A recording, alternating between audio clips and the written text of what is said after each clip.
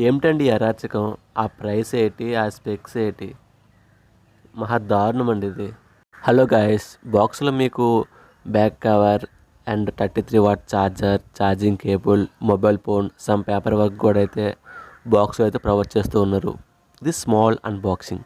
ఈ mobile design Samsung Galaxy S21 లాగా ఉంది అండ్ బిల్ క్వాలిటీ కూడా చాలా బాగుంది. ఈ ప్రైస్కి ఈ బిల్ క్వాలిటీ, ఈ డిజైన్ చాలా ఎక్కువ అని చెప్పాలి. నెక్స్ట్ ఇది 6.4 inches full HD plus AMOLED డిస్ప్లేతో వస్తుంది. ఇది ఒక హైలైట్ అనుకుంటే ఇది మీటెక్ హీలో G95 ప్రాసెస్తో వస్తుంది. ఇది మరో హైలైట్. ఈ మొబైల్కి ఈ రెండే బిగ్గెస్ట్ హైలైట్స్. నెక్స్ట్ కెమెరాస్ గురించి చెప్పాలంటే 48 MP main camera, 5 MP wide lens and 2 MP 2 micro and depth. Front అనేది 16 MP సెల్ఫీ కెమెరాతో వస్తూ ఉంది.